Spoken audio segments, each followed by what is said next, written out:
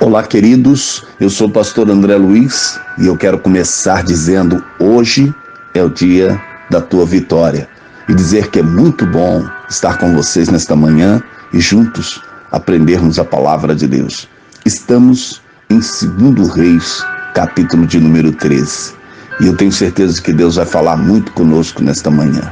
Então, vem comigo, compartilhe esta mensagem, dê também o teu like, para que essa ferramenta poderosa possa levar essa mensagem a mais pessoas. E olha, se você não é inscrito neste canal, eu quero convidar você a se juntar a esta família, a inscrever-se neste canal e ativar o sininho para que você possa ser notificado a cada manhã quando colocarmos aqui uma nova mensagem. Vamos à leitura da palavra de Deus, 2 Reis, capítulo 13, do verso 1 ao verso de número 4, que nos diz assim: No ano 23 de Joás, filho de Acasias, rei de Judá, começou a reinar Joacás, filho de Jeú, sobre Israel, em Samaria, e reinou 17 anos. E fez o que parecia mal aos olhos do Senhor, porque seguiu os pecados de Jeroboão, filho de Nebate, que fez pecar a Israel e não se apartou deles. Pelo que a ira do Senhor se acendeu contra Israel, e deu-os na mão de Azael, rei da Síria, e na mão de Ben-Hadad, filho de Azael, todos aqueles dias. Porém, Joacás suplicou diante da face do Senhor, e o Senhor o ouviu, pois viu a opressão de Israel, porque os oprimia o rei da Síria.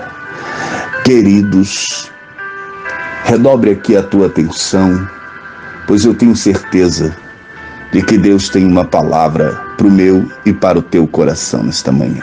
Queridos, 2 Reis 13 fala a respeito de Joacás e de Joás, reis de Israel. Ainda que o capítulo comece mostrando o ano em que Joás ainda está reinando em Judá, esse capítulo vai se concentrar na história dos reis de Israel.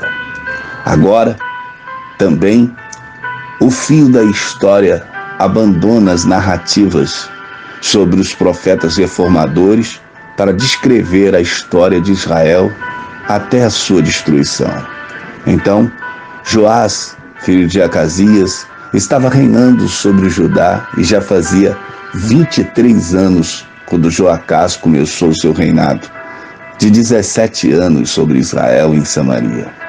No entanto, Joacás, o filho de Jeú, seguiu os pecados dos primeiros reis israelitas, assim como o seu povo. Por isso, o Senhor ficou zangado com Israel e permitiu repetidas vezes que Azael, rei da Síria, e o seu filho Ben-Hadad atacasse e conquistasse o povo de Israel. Portanto, os ataques sírios previstos por Eliseu foram tão severos que, se Deus não tivesse intervindo misericordiosamente, toda a população teria ficado desabrigada e todo o exército destruído. Queridos, Joacás descansou com os seus antepassados e foi sepultado em Samaria, e o seu filho Jeoás foi o seu sucessor. No 37º ano do reinado de Joás, rei de Judá, Jeoás, filho de Joacás, tornou-se rei de Israel em Samaria e reinou 16 anos. No entanto, Jeoás fez coisas erradas que não agradaram a Deus. Levou o povo a adorar imagens e fez o povo pecar. Jeoás morreu e foi sepultado nos túmulos dos reis em Samaria, e o seu filho Jeroboão II ficou no lugar dele como rei. Queridos, redobre aqui a tua atenção, porque este capítulo ele vai falar de uma vida oscilante dos reis de Israel, que não tinha um comprometimento com o Senhor. Todavia, nos seus apertos, clamavam a Deus e pediam por socorro. Este capítulo também vai falar sobre a morte de Eliseu, como ele adoece e como, de forma milagrosa, na sua morte, alguém vai ser ressuscitado ao tocar nas suas ossadas.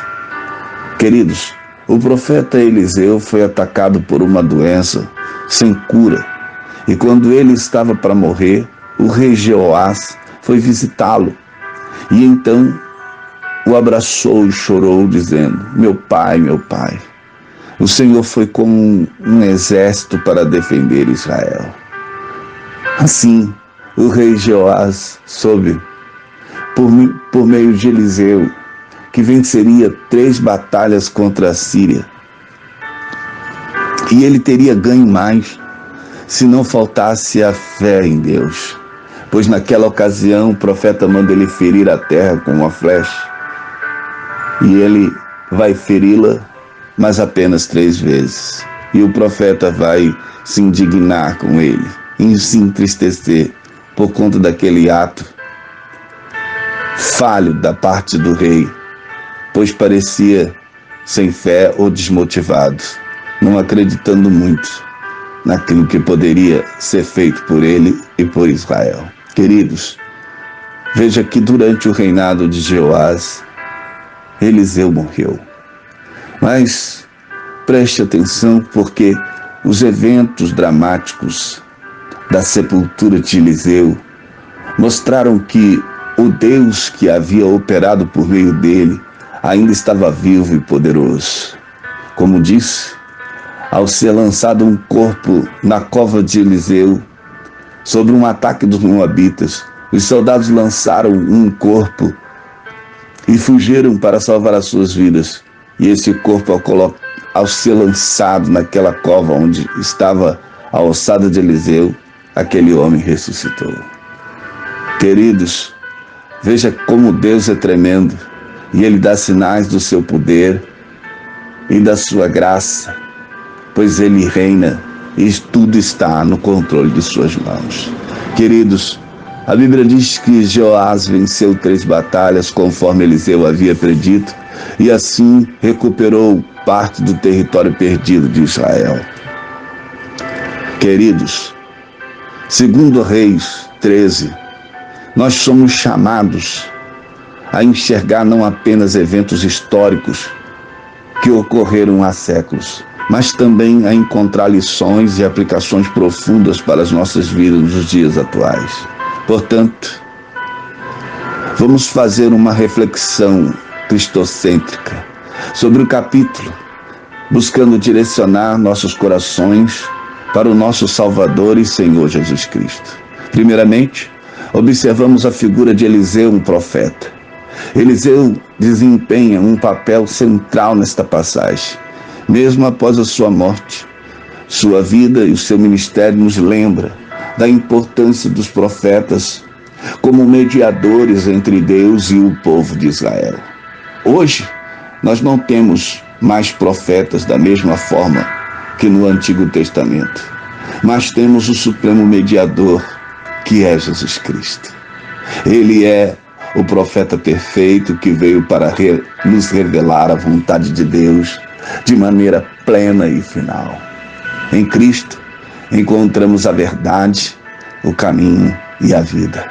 Em seguida, consideramos a ressurreição ocorrida com o corpo de um homem que foi lançado na sepultura de Eliseu, e ao tocar os seus ossos ele reviveu. Essa ressurreição aponta diretamente para a obra redentora de Jesus. Assim como aquele homem recebeu a vida ao tocar nos ossos de Eliseu, nós, pecadores, recebemos a vida eterna a nos apegarmos à obra consumada de Cristo na cruz. Oh, queridos, Ele é o único que pode nos trazer da morte espiritual para a vida eterna. Além disso, o episódio das flechas apontam para a importância da obediência. Jeoás, embora tenha obedecido ou tenha obtido vitória sobre os sírios, falhou em demonstrar a fé e a determinação necessárias ao bater no chão apenas 3 vezes, em vez de 5 ou 6. Da mesma forma, muitas das vezes, queridos, falhamos em obedecer plenamente os mandamentos de Deus. No entanto, em Cristo, nós encontramos o modelo perfeito da obediência. Ele cumpriu a vontade do Pai de maneira completa e perfeita, tornando-se a nossa justiça diante de Deus. E por fim, o capítulo nos lembra da brevidade da vida e de que a morte não pode ser evitada e nem falhará na sua missão. Tanto Joás quanto Eliseu chegaram ao fim de suas vidas terrenas aqui. E essa realidade nos chama a refletir sobre nossa própria mortalidade e a importância de nos prepararmos para a vida eterna. Queridos, há um alerta de Deus para nós, para não nos apegarmos muito às coisas desta vida, porque esta vida passa. Que possamos olhar para as coisas espirituais e nos apegarmos a que verdadeiramente permanece para sempre, essa tão grande salvação que nos é oferecida em Cristo. Em Cristo, queridos, encontramos a promessa de vida eterna, pois Ele venceu a morte e ressuscitou dos mortos. E assim, queridos irmãos e irmãs, à medida que meditamos sobre 2 Reis 13, sejamos lembrados de que todas as Escrituras apontam para Jesus Cristo. Ele é o nosso profeta, nosso Salvador, nossa justiça e a nossa vida eterna. Que os nossos corações se voltem para Ele em fé e obediência, pois somente nele encontraremos a verdadeira esperança e a vida eterna. Queridos, orem comigo nesta manhã. Vamos juntos invocar o nome daquele que é a nossa salvação. Querido e eterno Deus, em nome do Senhor Jesus, teu Filho, oramos nesta manhã.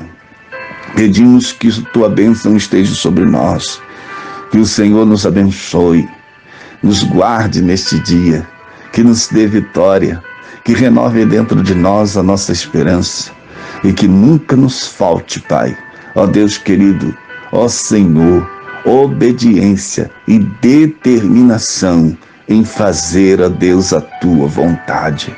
Pai, fica conosco e nos concede a tua bênção nesta manhã. Esta é a oração do teu servo, em nome de Jesus. Amém. Queridos, eu vou ficando por aqui, mas eu quero terminar dizendo: Deus abençoe a tua casa, Deus abençoe a tua família, Deus abençoe a tua vida, em nome de Jesus. Amém.